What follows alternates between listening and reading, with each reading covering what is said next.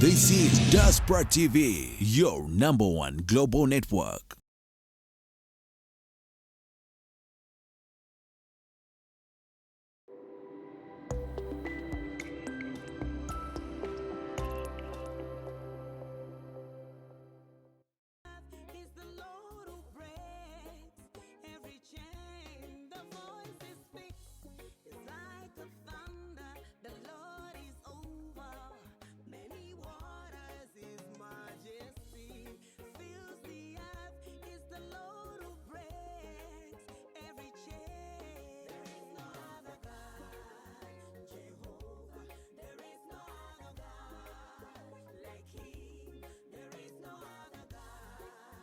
And somebody will spell out amen and amen. God bless you in Jesus' name. This session is no longer being recorded. Hallelujah. Hallelujah, hallelujah, hallelujah. Mukama febazibwe abooluganda Musumba Kakaira, Musumba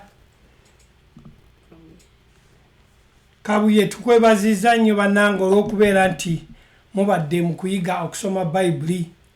Olunaku olwaleero olunaku lwakuna twogera mu Luganda, era njagala okutwala omukisa guno okubaaniriza nate nti tukomyewo ku mukutu gwaffe ogwa Back to the Bible Truth, nga nebaza ababadde ku cyberspace nga ate mugenda kweyongera okudda okuyiga, era ate abali ku Facebook, ku YouTube ne ku Twitter mbaaniriza nate okudda mu masomo gaffe nga gali mu lulimi Oluganda, nga tweyongera okuyiga ekigambo kya Katonda nti kiramu gye tuli. Amiina. Era nga tetunaba kutandika, njagala mufune amasimu gammwe, njagala mufune ebitabo byammwe. Ababadde bayiga naffe mumanyi nti tubeera n'ebitabo, tubeera ne kalaamu, tubeera ne Bayibuli zaffe kubanga tuwandiika ebyawandiikibwa. Era nebaza Katonda atuwadde ekisa ekyokumumanya. Nga tugenda mu maaso, co-host wange Mukyala Mubiru ne Sister Suzette nabo we bali, tugenda kubeera nga tuli mu kigambo nga tusomesa ekigambo kya Katonda. Amiina. Njagala kati nga tetunnagenda wala musheyaringe kubanga twagala n'abalala abali ku mpewo basobole okufuna ekigambo kya Katonda. Amiina. Twebaza Katonda atuwa omukisa buli lunaku okujja okubuulira ekigambo kya Katonda ne tusobola okubeera nti abantu bamanya Katonda. Kati bw'oba oli eyo nga gwe mulundi gwo ogusoose otuwuliriza, njagala ogenda osubscribinge. Nga gwe mulundi gwo gw'osoose okubeera okuteekako omukutu guno okuwuliriza, genda osubscribinge Back to the Bible Truth, oba genda ku Godfrey Sempeebwa ojja kugiraba osubscribinge oti obeere nti bwe tugenda okubuulira message eno ejja direct gy'oli. Era mbeebaza nate nti mwebala okuloginga on okutuukiriza okujja mu njuza mwe okubuulira ekigambo kya Katonda. Katwebaze. Taata, tukwebaza olw'eggulo lwaleero, olw'ekisa kyo ky'otuwadde eri abantu bonna abatuwuliriza olunaku olwaleero. Okusaba kwaffe bafune okubikkulirwa, bafune okutegeera mu kigambo kyo. Twebaza nti buli lunaku lwe tujja wano okuyiga ekigambo kyo tukula. Taata, omwaka guno mandeeti gye tulina ey'okubuulira ekigambo kyo mu nsi yonna, era twagala okutwala ensi eno nga kubuulira ekigambo kyo kibune. Era tukwebaza nti tukula. Taata, turaisinga ba disciples mu masekati gaffe olw'okuba tusomesa ekigambo kyo. Taata, otuwadde obuweereza obw'okutabaganya abalala bamanye bakutegeere. Era ke kaseera kano nga tuzze okusomesa titeri agenda kusigala kyekimu, okubikkulira kugenda kulabisibwa eri abantu bo. Tukwebaza nti bwe tusaba owulira, era tukwebaza nti bye tusabye obiwulidde, okuyita mu linnya ly'Omwana w'omu Yesu Kristo Mukama waffe, buli omu n'agamba nti amiina. Abooluganda mbaaniriza nnyo nate amannya n'eddoboozi ndi Godfrey Sempeebwa Mubiru, nebaza nti atuwadde ekisa okujja okuyiga nammwe ffenna tuyigiramu ekigambo kya Katonda. Oyinza okuba nga ekigambo kya Katonda nga obadde olina bw'okimanyi naye nga wakimanya mu bukyamu nezikyanjogera ne tuddayo ne tusoma ebyawandiikibwa kubanga ebyawandiikibwa bye bitulaga kiki kye tuli mu Kristo. Ffe tetwogera eri byawandiikibwa ate tetubirowooleza. Ebyawandiikibwa bye byogera gye tuli. Amiina. Era kyekyo lwaki nabagambye nti ababadde bayiga naffe okumala ebbanga tubadde tujja tusomesa nga tugamba nti bw'oba obadde oyiga naffe kola ki? Funa ekkalaamu n'ekitabo ne Bayibuli kubanga tugenda kuleeta ebyawandiikibwa ebiwerako osobole okutegeera gwe embala gy'olimu mu Kristo. Emirundi ekisinga otubuzaabuza lwakuba tetumanyi mbala ya Katonda. Ate buli lw'otamanya mbala ya Katonda naawe embala yo togimanyi kubanga engeri yokka gy'osobola okwerabamu weeraba gwe mu mbala ya Katonda okuyita mu Yesu Kristo. Amiina.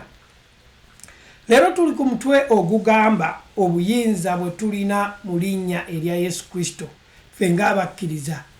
Eno paati gye tuliko kitundu kya 11 kye tuliko.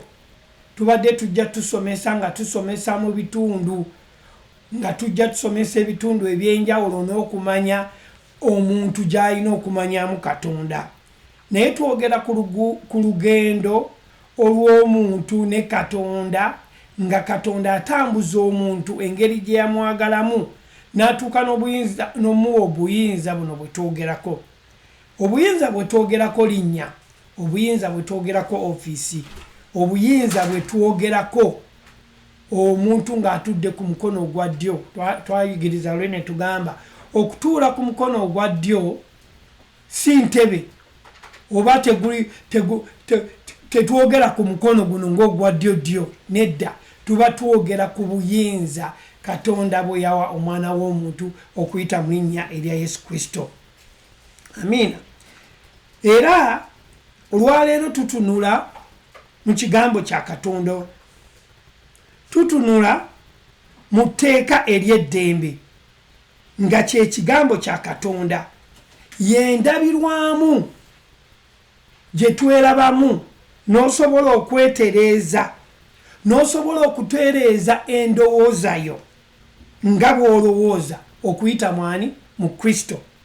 Omuntu yenna nga ova awaka okusingira ddala abakyala bagenda ne batunula mu ndabirwamu ne beetereeza n'olaba wookyamye. Naye ffe ng'abakkiriza endabirwamu yaffe oba etteeka lino ery'eddembe lye tutunulamu ne tusigala nga twetereeza kye kigambo kya Katonda. Omukkiriza tasobola kutambula, tasobola kubeerawo olunaku lulamba nga tatunuddeko mu ndabirwamu. Tulina okubeera mu ndabirwamu eno okumanya obulamu bwaffe nga bwe buli n'endowooza yaffe nga bwe tuli.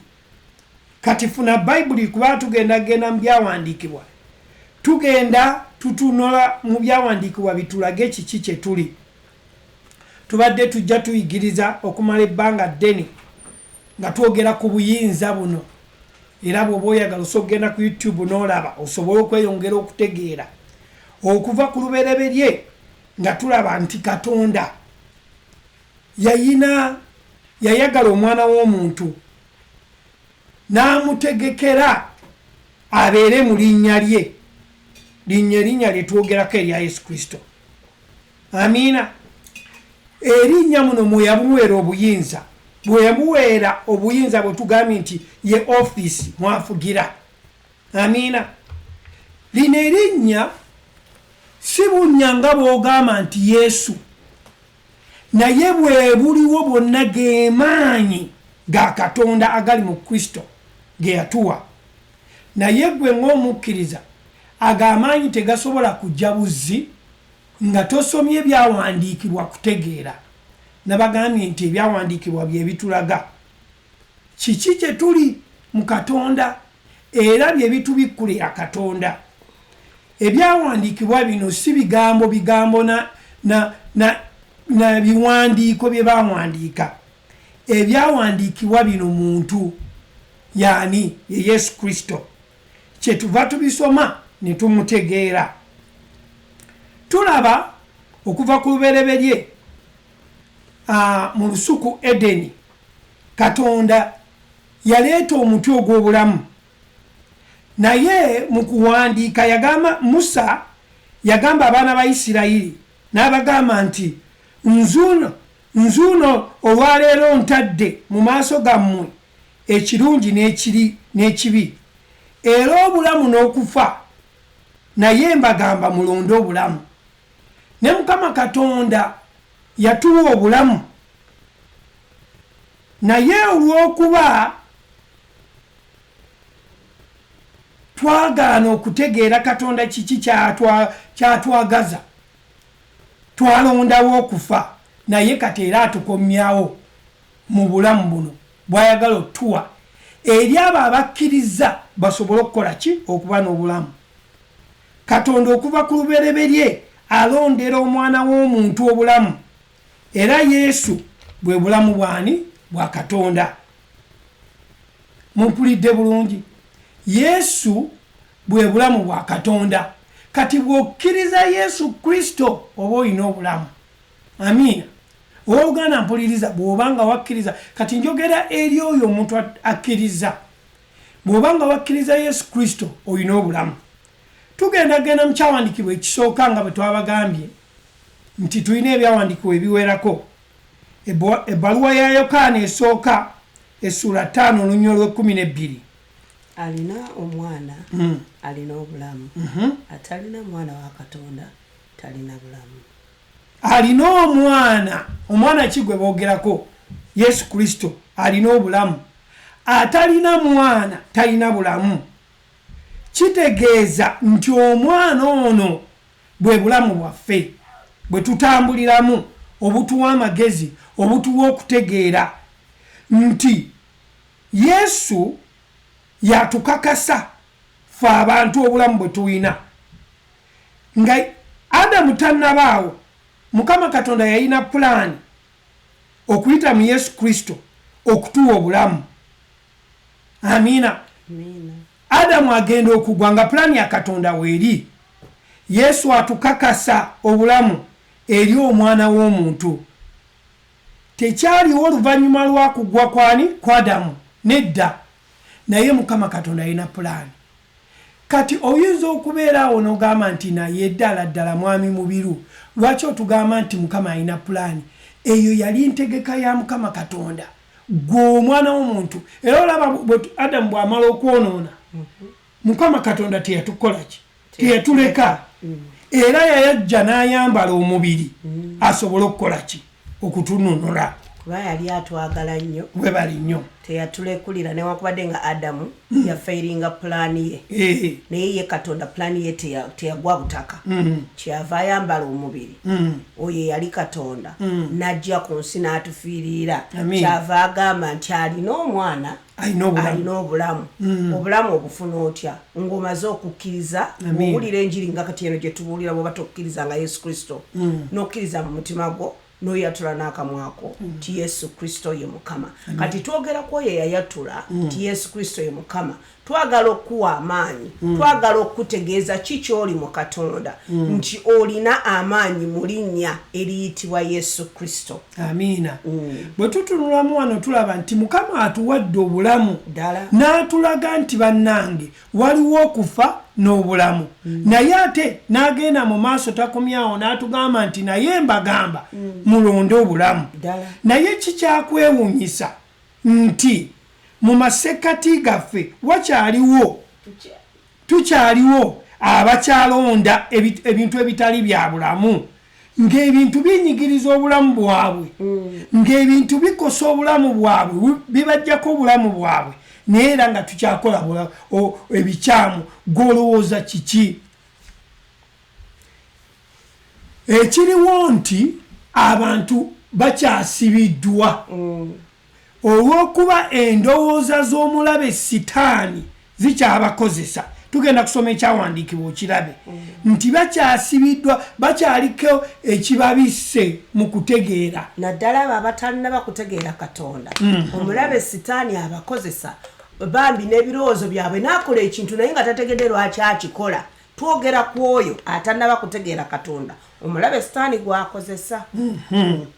Tugende mu Bakolisi ekyokubiri essuula 4 olunya olwokuna lugamba beebo abatakkiriza setaani omufuzi w'emirembe gino be yaziba emitima gyabwe n'abaziyiza okulaba omusana ogw'enjiri ey'ekitiibwa eya Kristo, oyo kye kifaananyi kya Katonda. Abo abatakkiriza naye okimanyi nti sitaani akolera mu bantu ne Katonda akozesa bantu. Anti waliwo two forces. Olina kulondawo obulungi bwa Katonda oba obubi bwa sitaani. Webale nnyo. Naye tulaba nga sitaani asinga kukozesa ddala abo abatannaba kukkiriza Yesu Kristo. Ate kasita kavuna kakusanga ng'oyagala nnyo ddala olina endowooza enkyamu ey'ebyobulogo n'obufumu. Bunewoba weebase n'oloota nti omusota gwagize ngo gajjajja ayogedde nange awajja kukwata akunyigiriise webale nnyo. Naye bw'omala okulokoka n'ojja eno ewa Yesu eri obulamu ddala kitegeeza nti sitaani tagenda kukukozesa. Amiina. Tulaba nti abo abakyasibiddwa abatannaba kutegeera Katonda bazibiddwa amaaso kyebava basalawo okulonda mu kifo ky'okulonda obulamu ne balonda okufa. Amiina. Ne baagala okufa okusinga obulamu. Kubanga wano Bakolisi ekyokubiri essuula ey'okuna olunya olwokuna lugambe nti Katonda w'emirembe gino.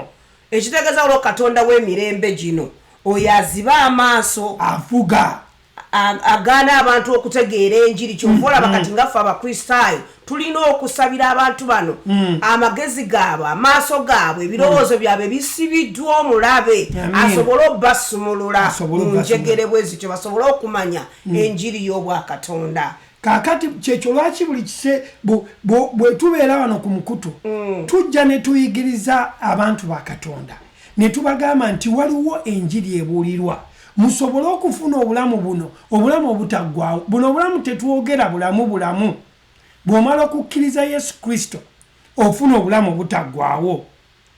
Ate bw'omala okukkiriza Kristo tokyalinako kyakunenyezebwa. Amiina. Tugende mu bbaluwa ya Yokaana tugende mu enjiri bwe bagiyita enjiri ya Yokaana essuula 3 olunya olw'19. Yokaana essula 3 enjiri y'okuyomwenda lugamba guno gwe musango kubanga omusana guzze mu nsi abantu ne baagala ekizikiza okukira omusana kubanga ebikolwa byabwe byali bibi. Guno gwe musango enjiri ezze mu maaso omusana guzze mu maaso tugambye nti newankubadde enjiri ebuulirwa naye wakyaliwo abakolaki abakyali abasibe naye wakyali oluwo olujjo oluggule okwo kwe kwagala kwa Katonda nti lukyali luggule.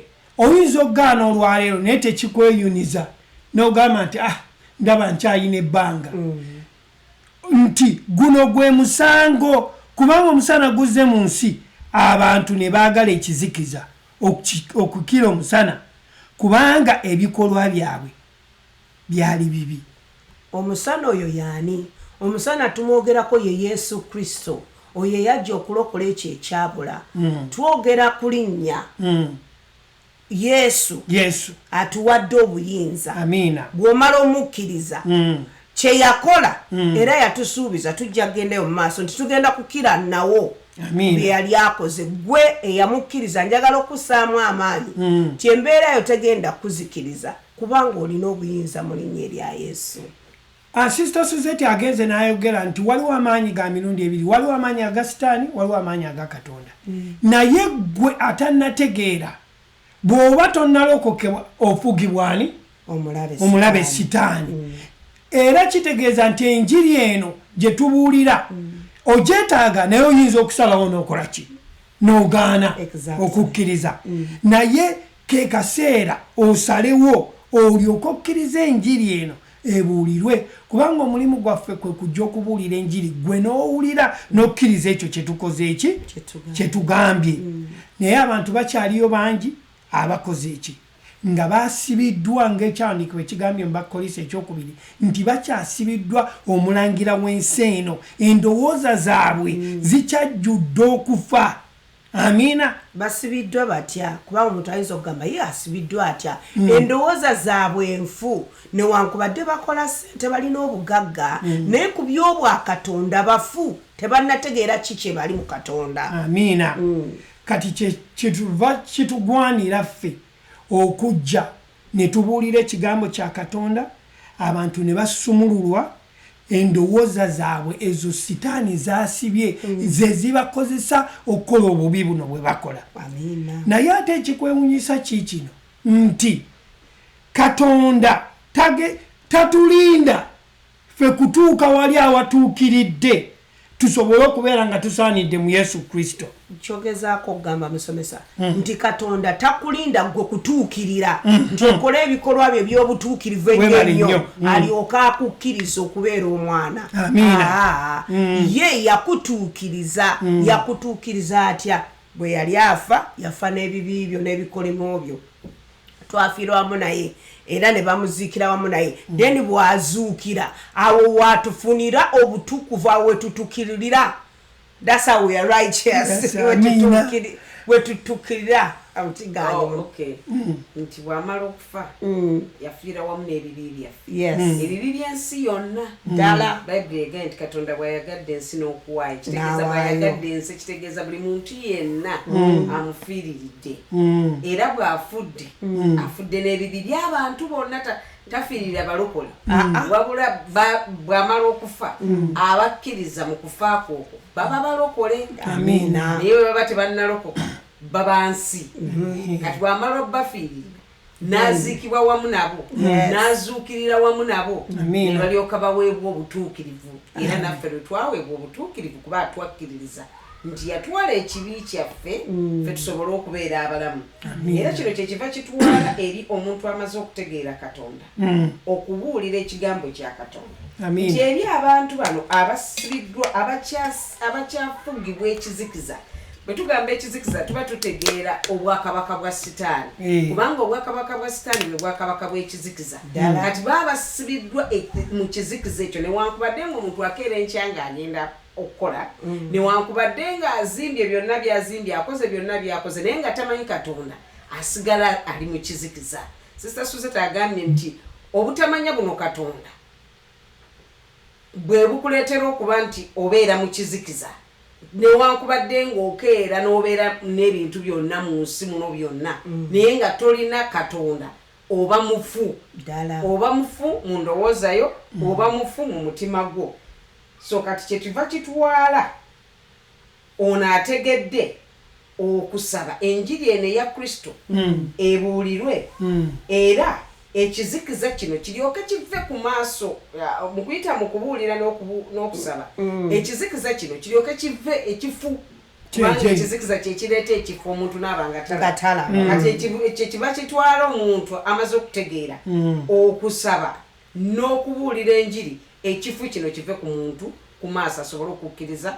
Kristo ng'omulokozi we amiina twebaza katonda nti yatulonda nga tukyali mu bibi byaffe n'atukkiriza okubeera mu Yesu Kristo amiina naye era tukyalaba nti ekisinza okutubuzaabuza n'okulaba nti tetutegeera bintu bino olw'okuba tusoma ebyawandiikibwa nga tubisomeramu endowooza zaffe nga tetusoma byawandiikibwa nga bwe birina kubeera nga byogera gye tuli kubanga ebyawandiikibwa bye birina okwogera gye tuli era emirundi egisinga kyova olaba onzijukiza oluganda omutwali e Uganda eyo nga tugenze kabijojera okubuulira enjiri nga tulina mutume ne musumba Akimu kati bw'ogambye ekyawandiikibwa kino nti tubisoma n'entegeera yaffe ye bwe yagamba nti alina omwana alina obulamu nti nze nazaala nina abaana 3 kati ye bambi yali alowooza alina abaana 3 olwo yalina obulamu bungi so nga ate yali akisomye bulala genda mu maaso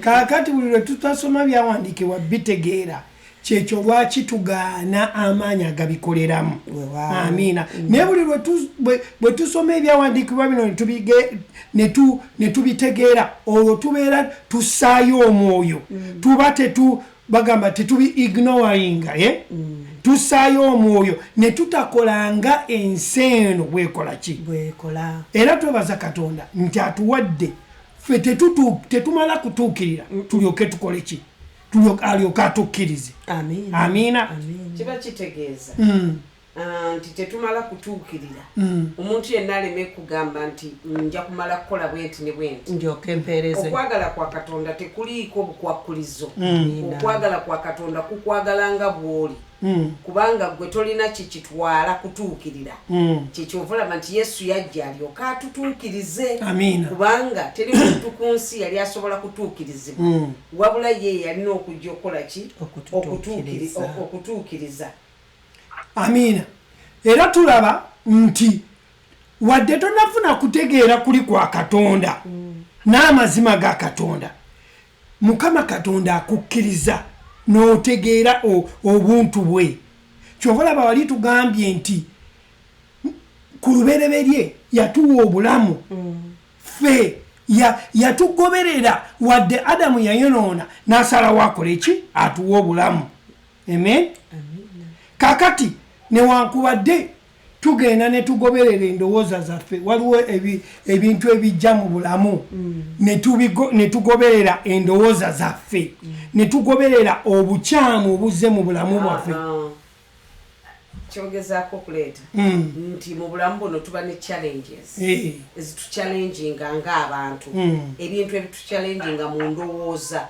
kati ne tutandika okuba nga tulowooleza mu ekyo eri nga ffe abakkiriza kubanga eri atannalokolebwa yakyasibiddwa naye eri omukkiriza tetulina kulowooza ng'ate oli atannabakukkiriza kyekiva kitutwala okwetegereza ebyawandiikibwa bino ne tubikkiririzaamu kubanga ebyawandiikibwa bino omuntu ye Yesu Kristo kati omuntu ono gwe twakkiriza tulina okumanya omuntu ono y'ani era kikyakola mu ffe era kikyayinza okukola okuyitamu ffe kati kiva kitwala omukkiriza okutunuulira ebyawandiikibwa bino n'abitegeera nti ena challenge yonna ejja eri obulamu bwe ekintu kyonna ekisoomooza obulamu bwe kiba kitegeeza olwo kati alina ekigambo kya Katonda ekisobola okuziyiza challenge eri yonna erezze mu bulamu bwe kubanga aba yeetegedde kikyali amiina kati kyekiva kitwala ffe abamaze okutegeera namwe abatuwuliriza ku mukutu olunaku olwaleero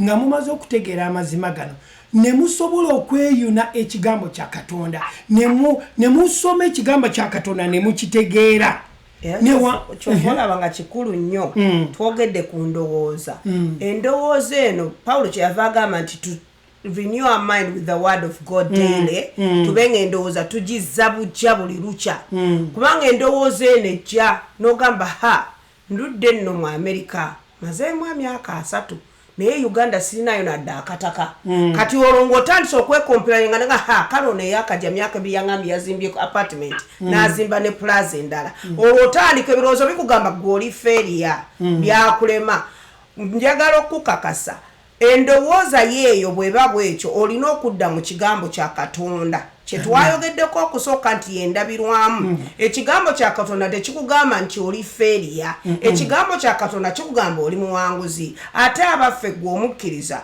obukkiriza abo tobwegeraageranya na bugagga bwo bw'olina ku nsi obukkiriza abo bukola kinene nnyo kukutegeera n'okumanya ekigambo kya Katonda ye Yesu Kristo akolera mu gwe gw'osobola okwapulayinga n'ekigambo ekyo n'otambulira mu buwanguzi. Abatuwuliza abooluganda twogera ku buyinza bw'olina mu linnya erya Yesu Kristo. Tugambye nti erinnya ofiisi era amaanyi agakuweebwa Yesu ng'amaze okufa n'okuziikibwa n'okuzuukira n'okutwalibwa. Kaakati gwatuwuliriza olunaku olwaleero naawe oleme okugwa mu katego ke kamu nti oleme obutatwala bigambo bino bye twogera obeera nga weekwese mu kigambo kya Katonda. Amiina. Nga tweyongera okuyiga tugenda okulaba ebyawandiikibwa ebitulaga nti gwe omukkiriza oyina okwekuuma eri obulabe buno n'okutegeera ekigambo kya Katonda n'okitwala serious. N'okitwalira ddala n'okinyweza. Kya muwendo nnyo eri gwe omukkiriza okunyweza. Owulira ekigambo kyenkozesa mu Luganda? Kya muwendo nnyo gwe eri omukkiriza okubeera ng'omanyi kiki ky'oli era kiki ky'omanyi mu Kristo. Ekitegeeza nti kyangu nnyo okutukuddayo ne tusoma mu lubereberye ne tulaba Adamu ne Eva engeri gye baakolamu choice gye baakola. Naye njagala tujjukire nti naffe mu bulamu buno naffe abali mu nsi essaawa eno naffe tukola choices tusalawo buli kwegamba tubeera tusalawo buli lunaku. Naye kiki ekitegeeza nti okutambulira mu buyinza buno n'okutambulira mu linnya lino oteekwa okuba nti ekigambo kya Katonda okitwala nga kya muwendo, okitwala nti kya mazima, kyekyogera kyekiri gy'oli. Amiina. Osobola okuba nti okusalawo okwo naawe osalawo bulungi. Amiina. Ate tujjukire nti Mukama Katonda atuwadde ebintu ebikwatagana eby'omwoyo n'ebyoku nsi ebya bulijjo. Ebintu byonna ffe abali mu Yesu tuba tukola ki? Biba byonna tuba tubirina. Tugende tusome ekyawandiikibwa tulabe. Ekitegeeza nti ffe abaamala okukkiriza tufugira mu nsi bbiri. Tufugira mu nsi ey'omwoyo ne tufugira ne mu nsi eno ey'obulamu. Muwulidde? Ffe abaamala okukkiriza tufugira mu nsi bbiri. Tufugira mu nsi ey'omwoyo ne mu nsi eno ey'obulamu gye tutambuliramu kati. Petero ekyokubiri essuulemu olunyulo olwokusatu. Kubanga obuyinza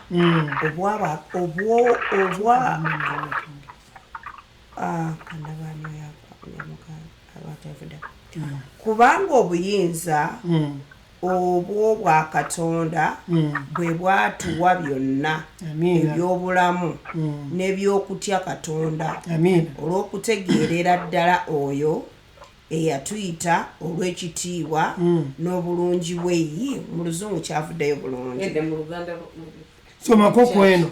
Somako kweno owulire. Mukama waffe oyo mu buyinza bwe nga Katonda yatuwa byonna bye twetaaga mu bulamu ne mu kuweereza nga tumanyi oyo eyatuyita kubanga ku kitiibwa okugabana nga tumanyi oyo eyatuyita okugabana ku kitiibwa kye ne ku bulungi bwe. Amiina. Naye si mu Luzungu kivaayo bulungi. Mu Luzungu kivaayo bulungi. According as his divine power kusinzira ku maanyi g'obuyinza has given us unto us atuwadde all things ebintu byonna that pertaining unto life bye twetaaga mu bulamu and godliness n'ebyobwa Katonda through the knowledge okuyita mu kumanya of him mu ye that has called us oyo yatuyita to glory mu kitiibwa and virtue. Amiina. Kaakati ebikwatagana n'ebyobulamu eby'omwoyo n'ebyoku nsi Mukama Katonda abituwadde. Mujjukire olunaku lwajjo twayigiriza ne tugamba nti tulina endagaano enkadde n'endagaano empya. Endagaano enkadde yali ya bisuubizo, ebintu ebikwatibwako ne ebisuubizo ne endagaano enkadde yali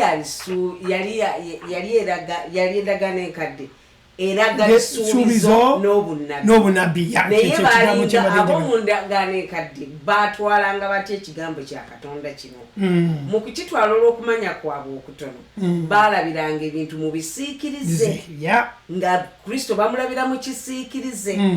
Naye mu ndagaano empya atuukiriza ebisuubizo bwe bamula engeri gye yalabibwanga mu kisiikirize kati tukyamulaba mu kisiikirize tumulaba mu buliwo.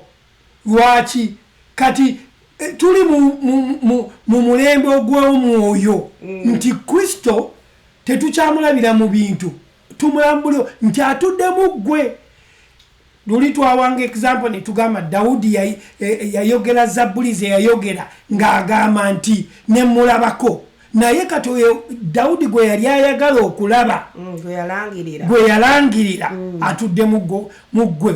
Olwaleero owooluganda mpuliriza okumanya ekyandikwa kino kirungi nnyo bwe tumala okitegeera gweomulokola mpuliriza nange ayogera tetugenda kuddamu kubeera frustrated kubanga ekisinga okutumalamu amaanyi mu kakyo kano kwe kugamba nti ngenze ku lusozi mpaddeyo ebiweebwayo nsize n'ensiga naye nga sinnaba kufuna bye neetaaga n'ogamba sinnazimba nnyumba sinnafumbirwa bw'oba wafumbirwa sinnazaala mwana bw'oba ofunye omwana nti ate omwana ayonoonese n'oba nga obulamu olina emitawaana gy'ensi nga gye gikutawaanya ng'ogamba mukama gwensaba mukama n'ova mu kkanisa eno n'oddamu eno n'ogamba eno terina mwoyo n'oddamu eri ng'olowooza oliko ekikutawaanya. Njagala okutegeeza bayibuli etugambye wano mu Peetero ekyokubiri essuula esooka olunya olwokusatu mukama waffe oyo mu buyinza bwe nga Katonda yatuwa byonna bye twetaaga mu bulamu.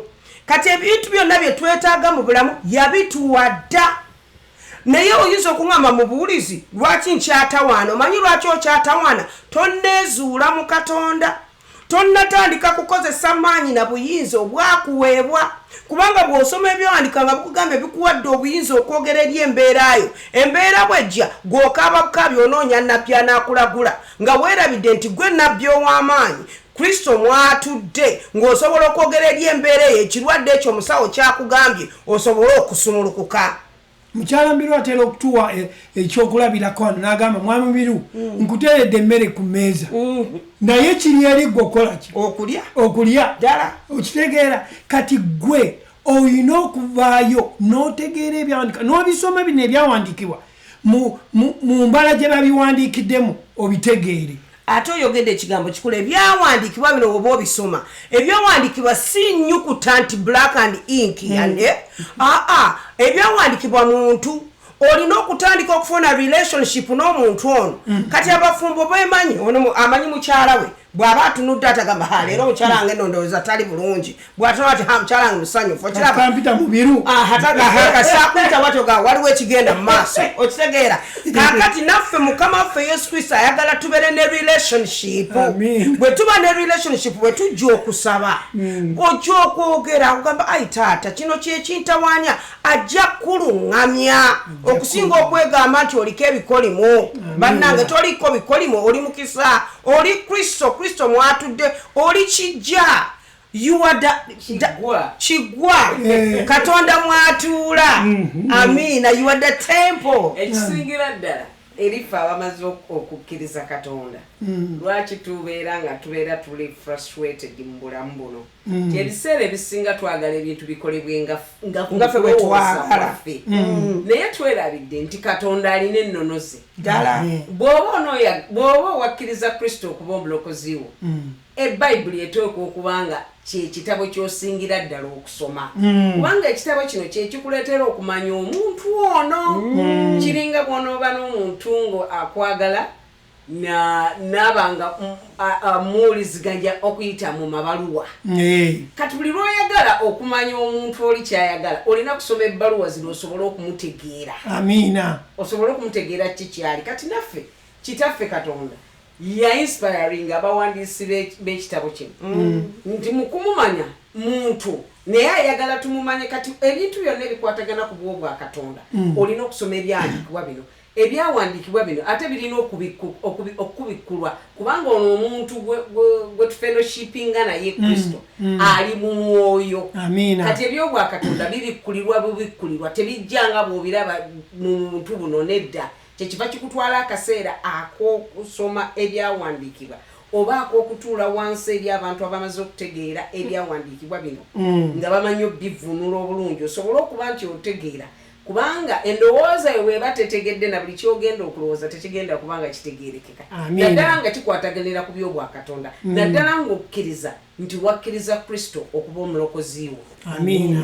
Ate bw'ogenda okutunuulira mu Bayibuli eno bayibuli yawandiikibwa abantu bakatonda beyafukako inspiration naye ate yakusibwa kuyita kukusibwa naye bwengamba okukusibwa oba yakwekebwa nti oyinza okusoma ebyawandiikibwa bino nga gwe obisoma ng'ebiriwo nti bagambye omuti n'osoma omuti naye ng'omuti kyali kirina kyekiraga figure of speech nga kirina kyekiraga mu bwakatonda kyova olaba nti oyina bw'obanga oyagala okutegeera oyina okutwala ebbanga you take heed okulaba nga wekweka mu kigambo kya katonda okiwa obudde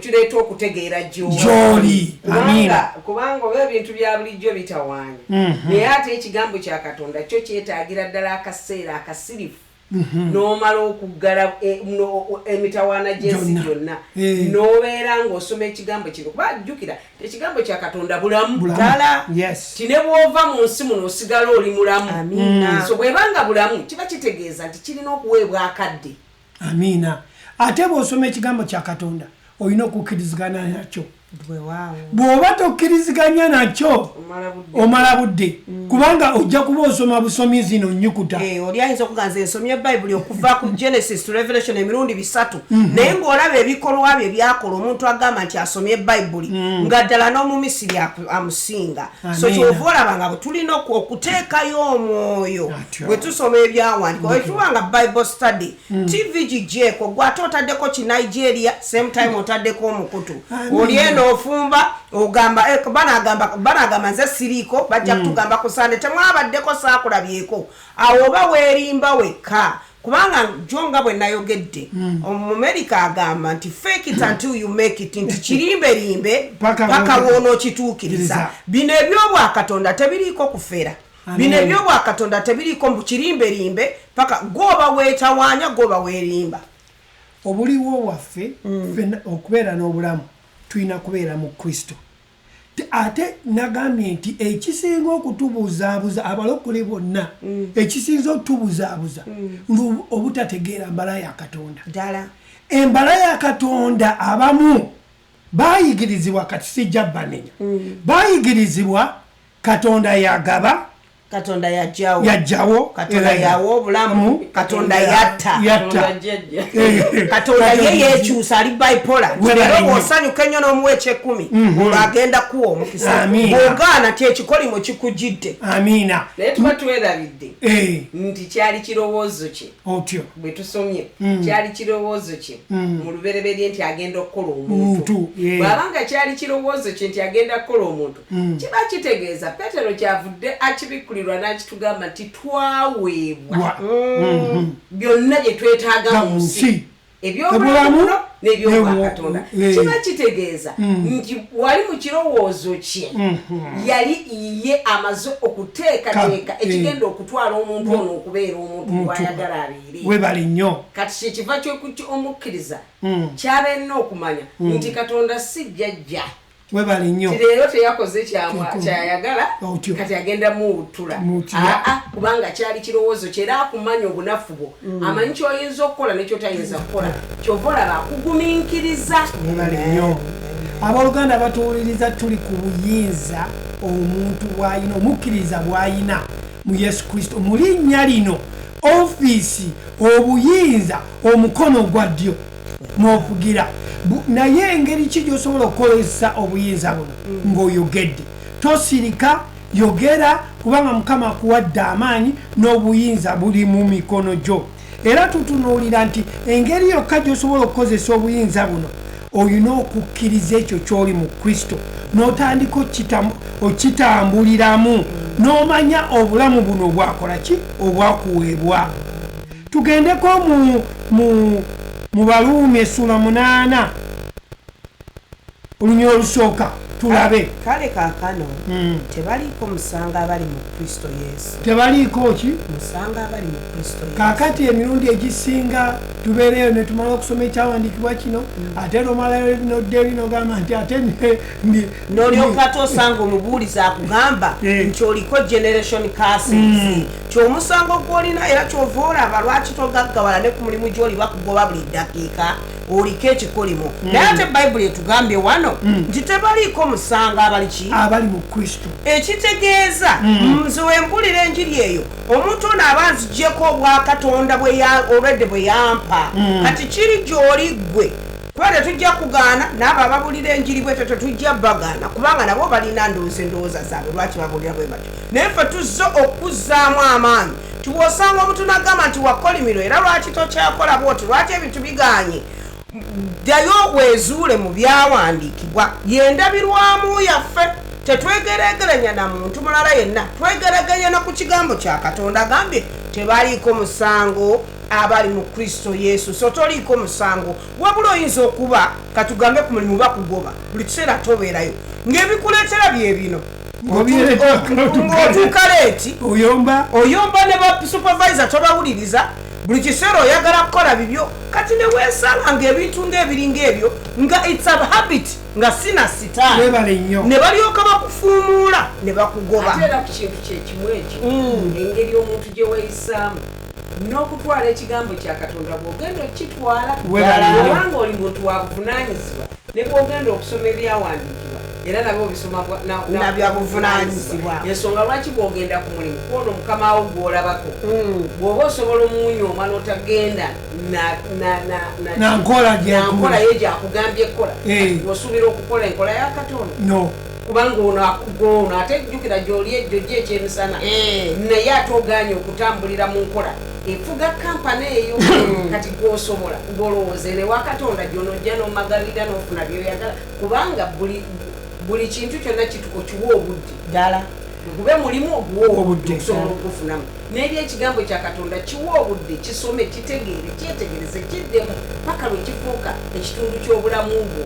Ate n'ekyo okwongerezaako ku kyamu kya mubiru waliwo omukyala mu kiseera ye ng'afuna ka accident oli n'amugamba olina omwoyo gwa accident nga teguba mwoyo gwa accident ekimuleetera accident agenda oluusi ayingira mu wanuwe alinga ataasoma katabo ka driving ayingidde mu wanuwe ayo ne bakurashinga oluusi stop tastopinga ye ayita ayisa buyisi kanaga sitaani amulumba nenneezuula nendaba nga teyali sitaani nga yeetaaga kuddayo asoma akatabo ka driving aka Massachusetts asobole obutagingira accident. Mukyala mubiru lwatuyiga bayibuli naŋŋamba era nga bawadde obujulizi n'agamba nti buli lwotafaayo mu bintu by'okola bulijjo n'obireka nagalaale kitegeeza n'ebintu by'obwa Katonda bw'ogenda obikola kati buli we nakomangawo awaka ne neebuuze nga tozibeera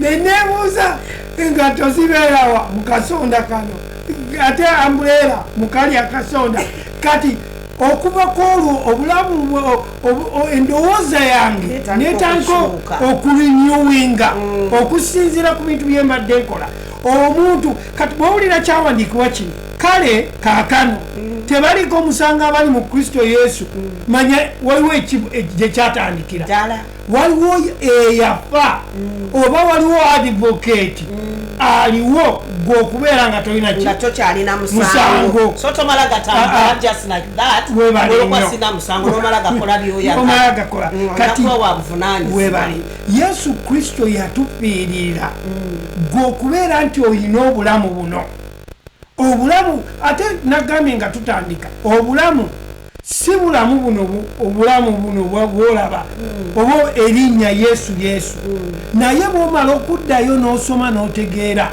otegeera amaanyi g'olina mu Yesu Kristo omukkiriza alina okumanya n'entambula gy'atambula okumanya obuyinza buno bw'alina n'engeri gy'alina okutambulamu ng'ali mu nsi muno.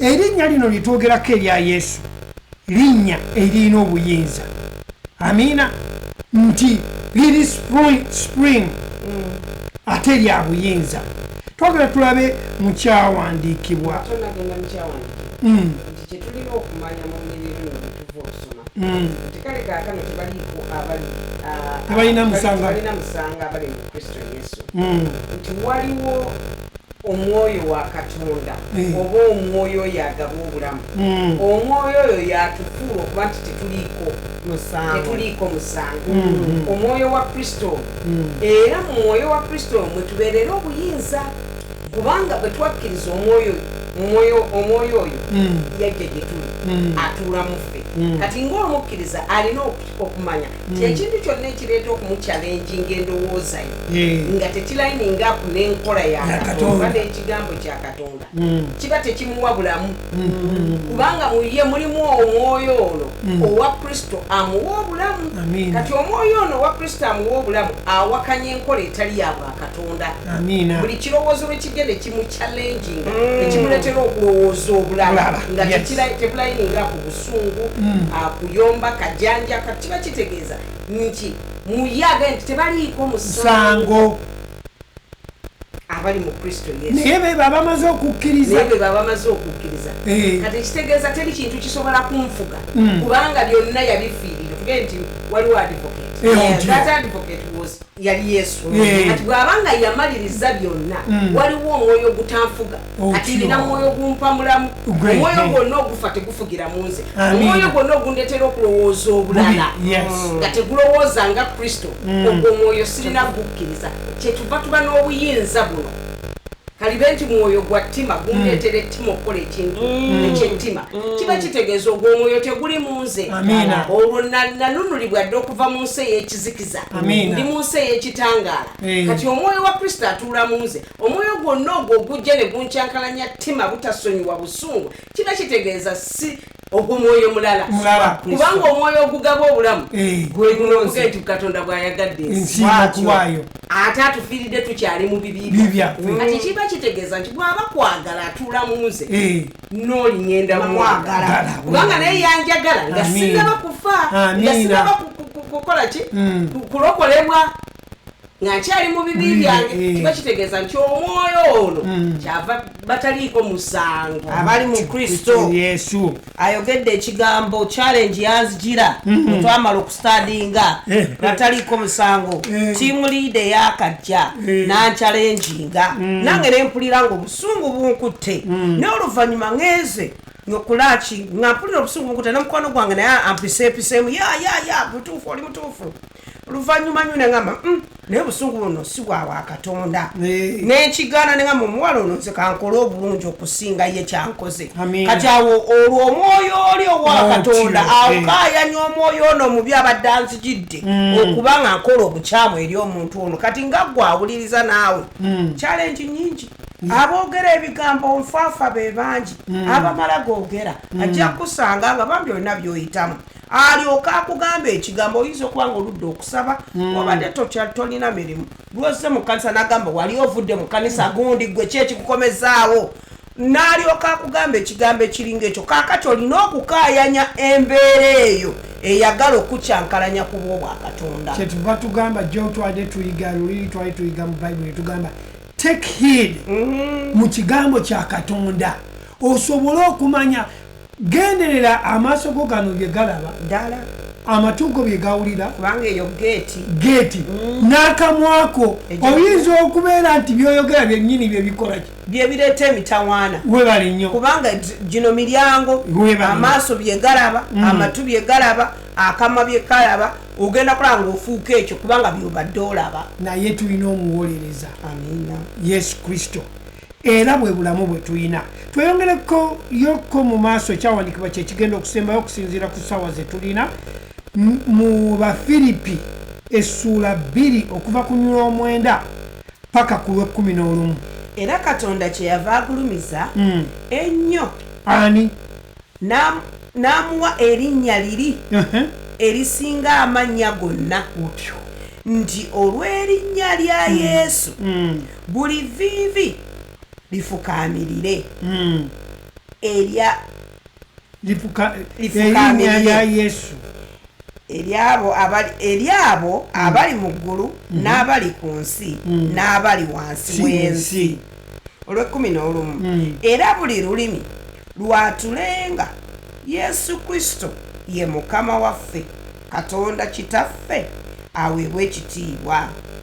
Katonda kyava amugulumiza agulumiza nnyo n'amuwa erinnya liri erisinga amaanyi gonna, the authority. Erinnya eryo the exalted one. Yes, the exalted. Nti waweebwa luli bwe tutwere maaso gye tujja okweyongera tujja tulabe enjawulo eyaliwo mu njiri ennya n'erinnya lino lye twogerako mu ssaawa eno eyakakano.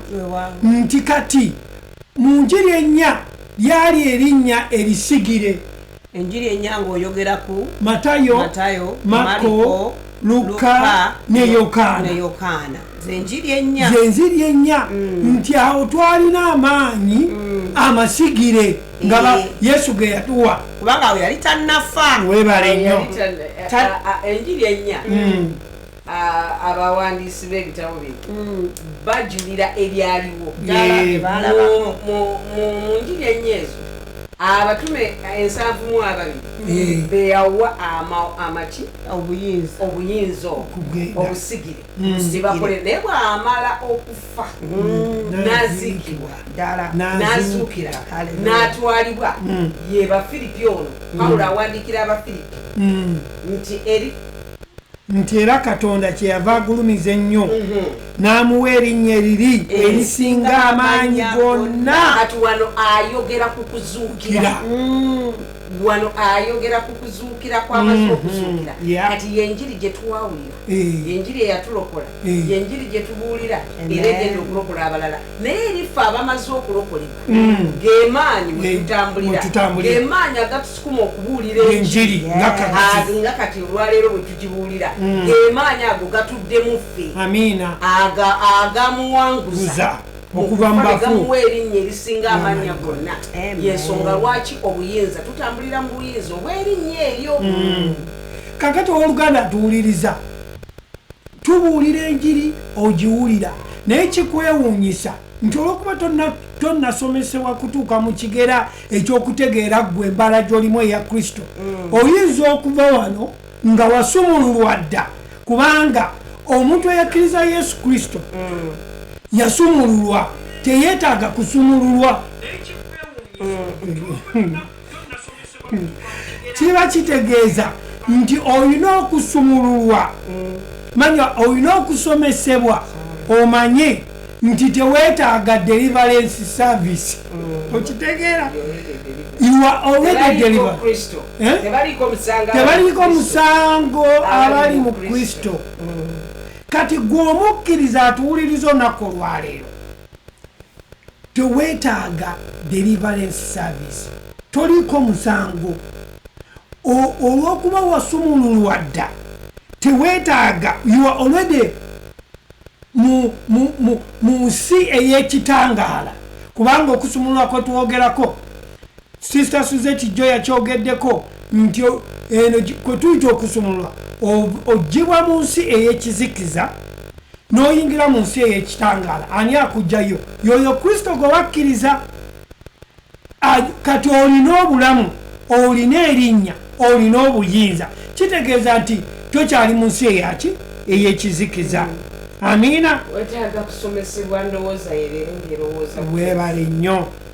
Weetaaga okusomesebwa endowooza yo era kikulu nnyo bw'oba okyayagala okusomesebwa. Bannange bayibuli eno oyinza okugamba ogisomye nga Sister Suzette bwe yagambye ogisomye okuva ku lubereberye mpaka ku kubikkulirwa naye nga tolaba Katonda ekulaga era Yesu mwali naye either omwoyo omutukuvu omukkiriza okubikkulirwa ebyawandiikibwa bino oba olina okufuna omusomesa ategedde bayibuli eno ebyawandiikibwa nga bwe byawandiikibwa mu kwekekebwa kwako n'alyoka akusomesebwa. Pawulo agambye nti yeebazibwe Katonda wa Mukama waffe atuwadde ekisa ky'okukola ki mukisa ogw'okumumanya. Owooluganda naawe ofunye akaseera kati nga bwe tuze ne tubuulira enjiri nga oli mukkiriza totuula eyo yakuwa obuweereza obw'okutabaganya abalala. Ekigambo kino kye tubuulira tekikyuka. gwe n'obuulira ekirala nange nembulira kirala tubuulirani Kristo gwe tutwala gwe tusembeza gwe tubuulira naawe oyo gw'owulidde ffenna gwe tubikkulirwa Yokaana mu kubikkulirwa akoze ekyo alaga okubikkulirwa kwa Kristo abikkulirwa Kristo kati omuntu yenna bw'aba abuulira ng'atabuulira ku Kristo oyo aba abuulira njiri ndala that's another gospel ffenna tubikkulirwa omuntu omu ye Kristo ffenna ebyawandiikibwa birina kuba nga bitegeeza ekintu kikimu bwe biba bitegeeza ebirala oyo abuulira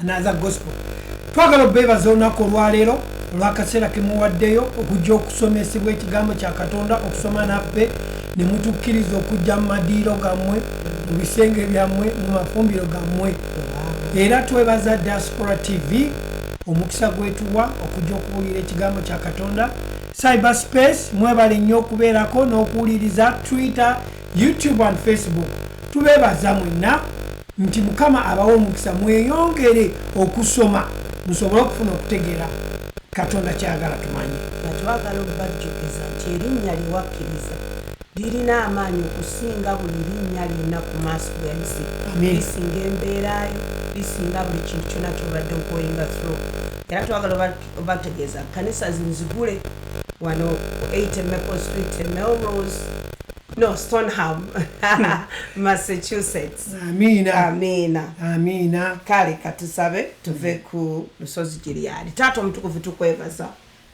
tukugulumiza tukusinza webale okutuwa ekisa ekyokutuula ku dining table ne tulya ekigambo kyo ekigabo obulamu ekigambo kyo kitugambye nti watuwa obuyinza okulinnya ku njaba ez'obusagwa mu makati gaffe mulimu abanyigirizibwa mulimu abalwadde mulimu abalwadde ebirowoozo emitima ebigongo amagumba omusaayi ekigambo kyekiramu kyajja ne kituwa obulamu mu bungi ddala tulagira ekigambo ky'okugenda gye bali eri abo buli abadde alumizibwa kaakano okuwonyezebwa kaakano mu linnya erya Yesu Kristo omugongo ogubadde gumeketa guwonyezebwa kaakano omutwe ogubadde gubobba guwonyezebwa kaakano mu linnya erya Yesu oyo abadde alina korona alina omicron alina ebizimba awonyezebwa kaakano mu linnya erya Yesu Kristo oyo asobeddwa nga tamanyi na kyakola bamugobye ku mulimu talina mpapula ate nga alina okusasula bills kabaka oteekawo ekkubo awatali kkubo gwe Katonda otugambye erinnya lyo lirina amaanyi twogera mu linnya n'obuyinza obwatuweebwa titusumulula omuntu oyo abadde asibiddwa enjegere zonna ez'omulabe sitaani Taata otugambye nti omulabe sitaani the god of this world has blinded their eyes oyo gwe tujja kaakano kubambululako abadde akolera mu ndowooza zaabwe abo batanda bakukkiriza Yesu Kristo tubakowola kaakano okutegeera ekigambo kya Katonda n'okumanya enkola y'obwa Katonda endowooza zonna enfe zibadde zibakoleramu olwaleero mu linnya erya Yesu Kristo ebifo bibavaako mu linnya erya Yesu Taata tukwebaza kubanga okikola Taata tusabira abo ababadde bali e Uganda nga tebalina kyakulya nga bibasobedde abaana balina okuddayo ku ssomero nga tebalina ssente gwe Kabaka w'eggulu n'ensi otugambye nti erinnya lyo lirina amaanyi kati tulagira ensimbi okubeerawo tulagira obugabirizi okubeerawo ogenda kukozesa abantu abo obadde ogera nabo bagende gye bali batuukirize bye beetaaga kaakano mu linnya erya Yesu Kristo Omunnazaaleesi Jaterere breko toro brande rekete breko jon toro brondanda rekete breko zata brondanda reko toro breke jekete brenda manderere breko zon terere breko toro brondanda rakaterere breko jaterere brekendere brenda mandere breko zon toro brondanda akaterere breko tarabra tusabira abasumba bonne Uganda abo bonna balina mukama tanga bamu nga tebakyalina na bifo we bagenda kusabira nga beeraliikira tebamanyi kyakola kitange gwe yabayita obagabirira gwe yabayita oteekawo ekkubo katonda ow'ekisa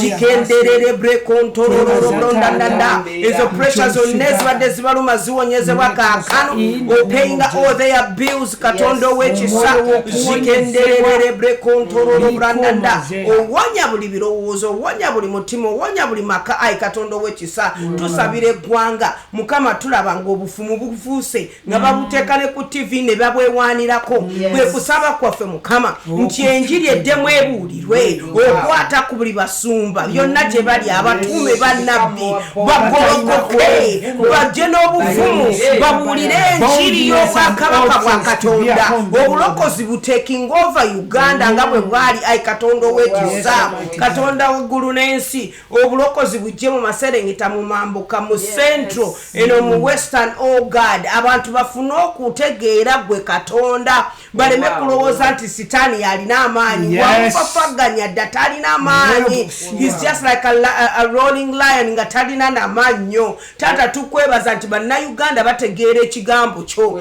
osumulula abaana abatalina kutya kwonna mukama banayimirira ne babuulira enjiri abantu ne balokoka mu linnya erya yesu taata tukwebaza kubanga owulira okusaba kwaffe webale yesu webale mukama mu linnya lyetusabye amiina amiina amiina and remember Jesus Christ is still in full control. Katonda akyali mu buyinza bwe. Amiina amiina. Webale mukama abatuwera omukisa musule bulungi n'abali ku cyber face mukama abatuwera omukisa mwebale kubeerako tubeebaza. Amiina.